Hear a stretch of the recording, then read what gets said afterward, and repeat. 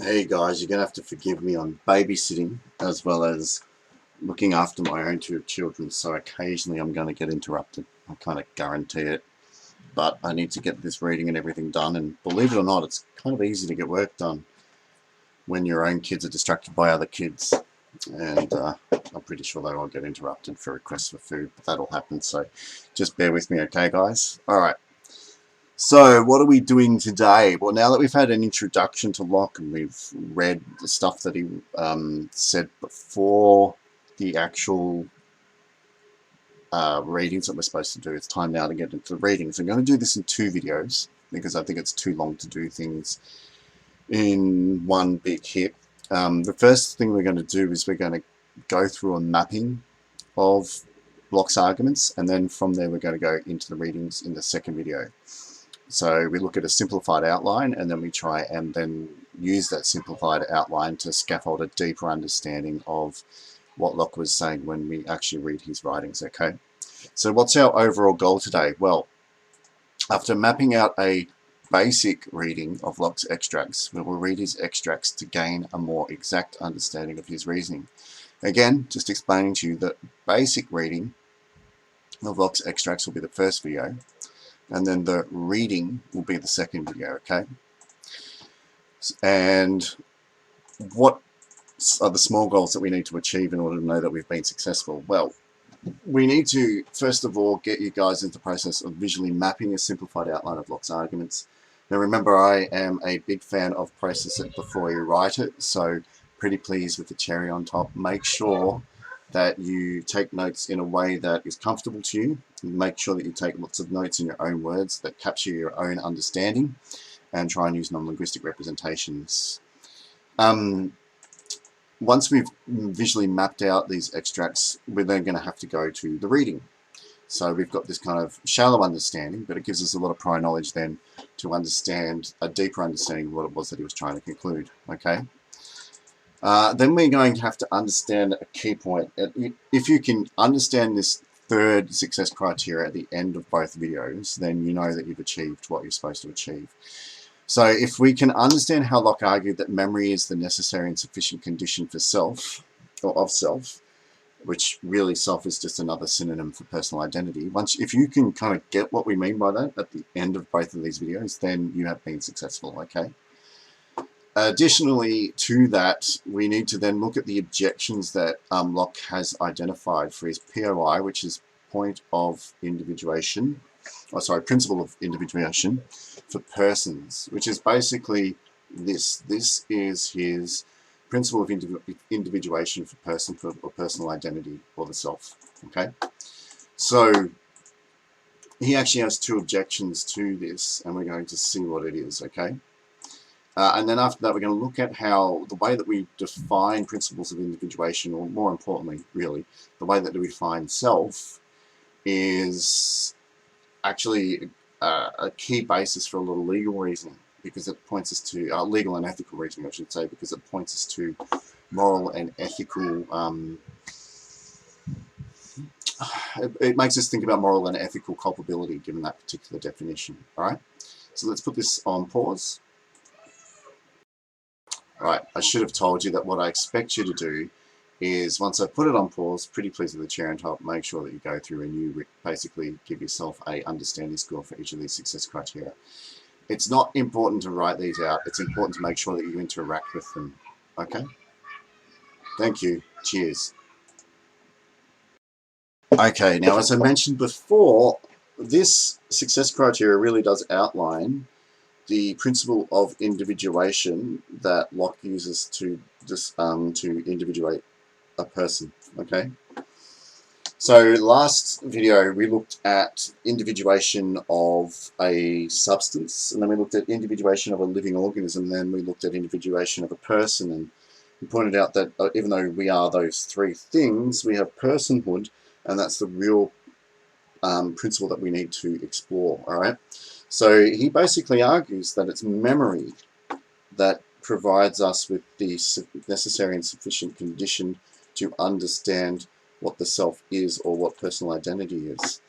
And I just want to see how you guys would experiment with that. Draw a picture that represents a treasured memory for you, and I want to ask you this question. If you didn't have that treasured memory, would you be the same person? That's my question. Okay, so let's have a look-see at what we need to explore here. Remember, the principle of individuation here that we are trying to explore is about a person. All right, and I put this picture here because it comes from person of interest. So whenever you see this picture here, you should be able to, I've never watched the show, but you should be able to know that I'm talking about a person because she comes directly from the show called Person of Interest, which has the same letters as principle of individuation. So it should all relate. Now, I think it's really clear, and obviously we're building a shallow understanding while we look at this visual mind map. We're looking at a shallow representation of what Locke was all about. Okay, we're not looking at a deep understanding of it until we start reading. But when we look at these three levels, we can kind of understand the points of, or the principles of individuation at the three levels that we were talking about before, right? So the first thing is that a man is not a human, and that a human is not a man, and that a human is not a person, right? Now, one way that he does that in his writing, we'll look at it later, is that if you can imagine what happens to a person who's completely incapacitated, has no capacity whatsoever to perform any mental functions. When he loses the capacity to perform those mental functions, he effectively loses his personhood, according to Locke, right? And he's kind of reduced to just this kind of state of being nothing but matter, or a substance. And he also is reduced to this, to what we call the biological nature or state of a man, where his where his internal structures are geared towards preserving his life as an organism, but he's still not functioning at the level of being a person. Similarly, too, this is going to sound really strange, but the way that we can say that a man is not a human, and that a human and a person are not a man, is imagine if we had, so in this situation here, we've got a situation where we have a man but not a person, all right? Over here, we've got a situation where we have a person but not a man. And this then helps us understand these rules. A man is not a human is not a person, right? We could have a chimpanzee that was just as intelligent, as highly intelligent as a chess player. And that would basically give him the capacity to think and act like a person. Or we could take a chess player's consciousness or whatever it is, or memories, and put them into this chimpanzee, and that would make him a person. But because he doesn't have the substance of the person or the biological makeup of the person, we can't call him a human or a man. So according to Locke, in this case, we could call this chimpanzee a person, but we couldn't call them a man. Whereas over here, we could call this man a man, but not a person, because he's not able to use those intellectual faculties or that consciousness to perform mental acts, okay? I need you to take a note. So what makes a person a person? How do we arrive at what we call the principle of individuation for personhood, all right? Well, let's just go through again and look at some of the examples and cases he's outlined in his text, all right? So here we have the person of individuation, and we're looking at it from the point of view of a man. Can we say that the way that we individuate for a person is the same way we individuate for a biological human or a man? And the way that we do this is we explore a little thought experiment. And that thought experiment is, what if we transfer the memories between a prince and a cobbler?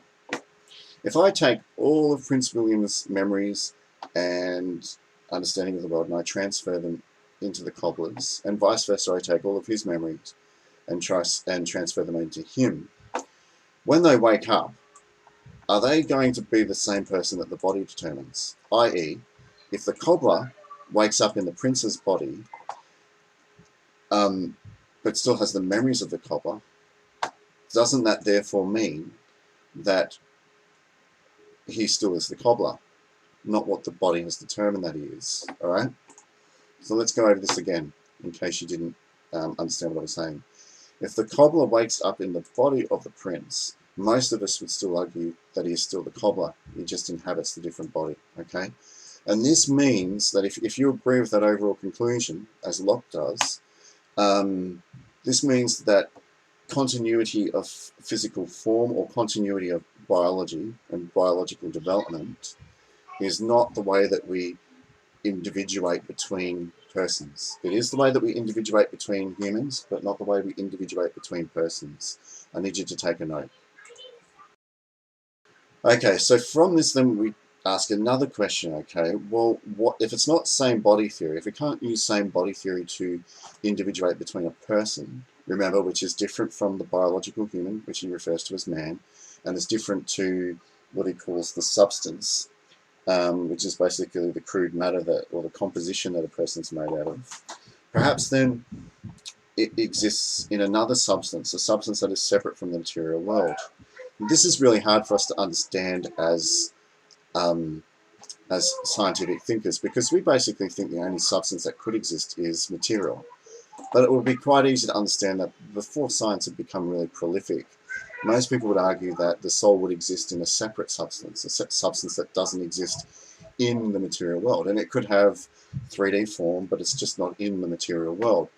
So in this case, we get a case where Locke rejects the idea that the person, the individual person exists in a material substance, because we're rejecting the biological continuity principle, and also we're rejecting the composite principle as a result of that, right? So we're rejecting anything that happens in the material sphere. So let's look at what happens out there in the world of spiritual substance.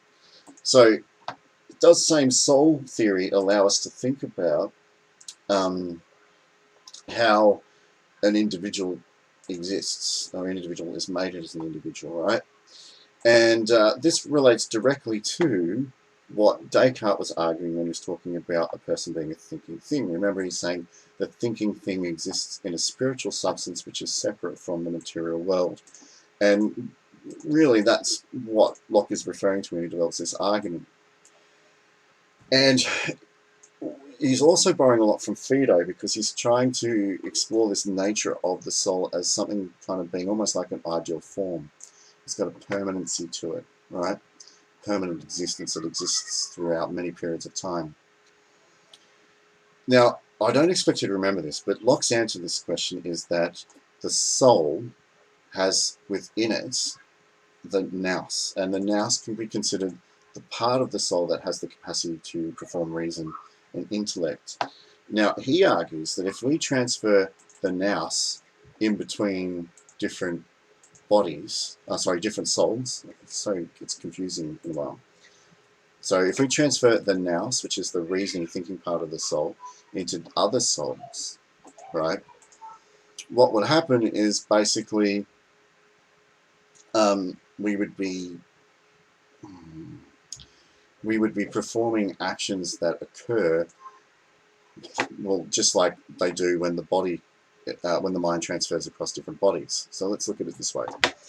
If I take the cobbler's soul, nous, and transfer it into the prince's soul, and if I take the prince's nous and transfer it into the cobbler's nous, most of us would come to the conclusion that even though the souls are the same, they are two totally different people. I.e., if I take his nous out, his capacity to reason and perform intellect and remember, and take it out of him and put it into the prince's soul, then that would still be the cobbler, right?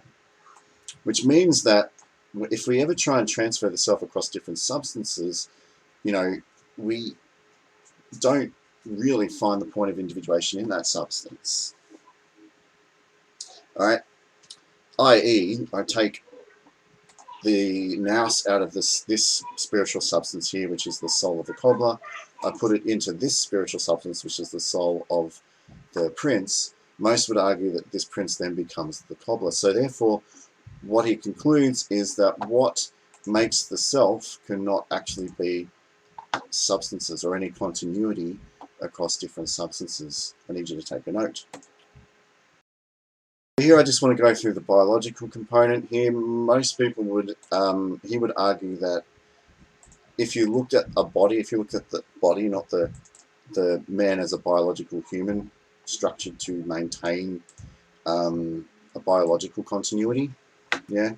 But if you looked at substance, remember, he asked this question, if a person loses a hand, does that mean that he still has the same body? And his argument is no, right? And then from there, he logically argues that if a person was to transfer his mind or from one body to another, that person would still be whatever the mind is, i.e. cobbler goes into prince, is still the cobbler even though he's in the prince's body.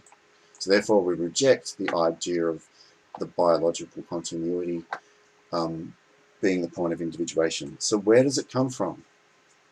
Okay, we've just explored the fact that if we transfer the nous from prince to, from cobbler to prince, we still argue that the soul then is basically, or the person then is still basically the cobbler. So where does the point of individuation or personhood come from, right? It's not in the soul, it's not in the body, it's not in the biological nature of the human. And he says that the key to understanding the principle of individuation for personhood, right? And that's why I've got this picture of the red apple, because we're talking about distinguishing yourself amongst others. So the key for that exists within consciousness and being self-aware. And the way that you are self-aware is intimately tied with your memories. Okay? Being aware of who you are is really being aware of your memories. And he then argues that memory is the necessary and the sufficient condition for being a person. So what does that actually mean? Well, if you are aware of all the memories you have, then you have some kind of continuity of yourself amongst memories, tied all together, and then you have what is required, basically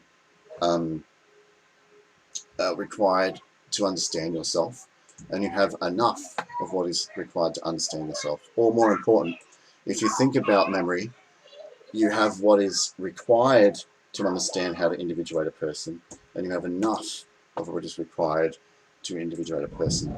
Now, I just need you to quickly take a note about that, because that's really important.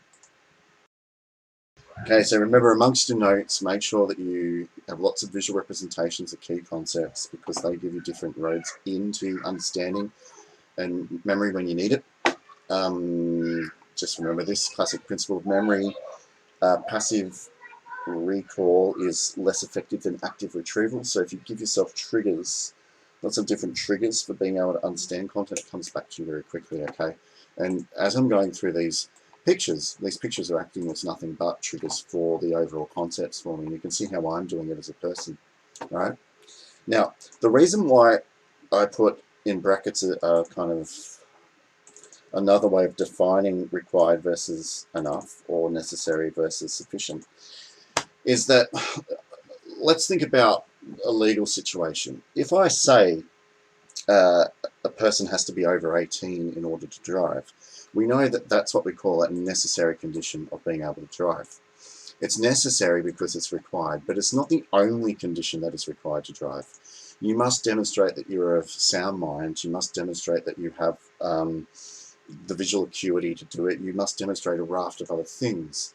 So really, a necessary condition is one out of many. In this case, it's the fact that you're over 18. Another necessary condition could be that I have 20/20 vision. Another necessary condition could be that I'm able to understand road rules, okay? But over here, sufficient conditions talk about, well, have you got them all? So it is sufficient to be over 18, to drive legally, to have 20/20 vision, to understand road rules, etc. Okay? So that's why I'm saying it's the total of many when we talk about sufficiency, and it's the one out of many when we talk about necessary. Okay? And all these notes that I'm putting up here tie in directly with everything the textbook is saying, because I want you to have, I don't really want there to be that much of a disagreement with the textbook versus these videos. And if you read the case studies, they kind of make this point pretty clear, okay? So I need you to take a note about the difference between necessary and sufficient again.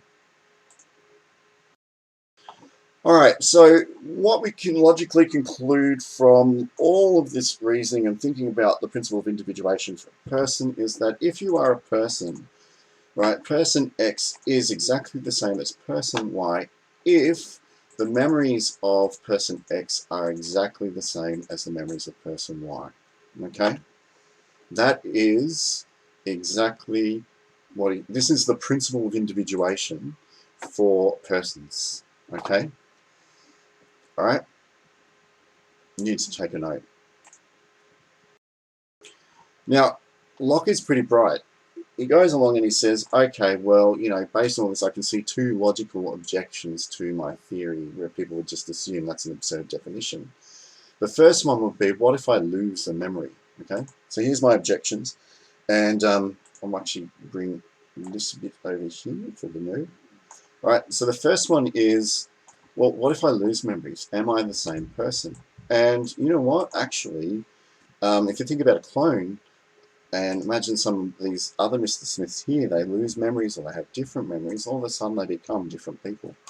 That's what Locke would say. If you lose a memory, you are not the same person as the person who had all of those memories. You're different.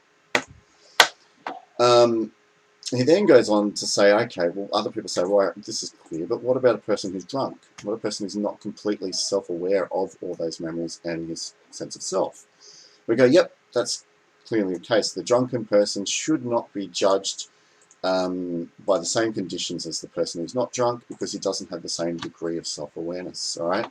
However, we are a third wheel to other people's consciousnesses. We will always take an independent perspective. We are not capable of understanding what it means to, or what another person's consciousness has. We can only guess.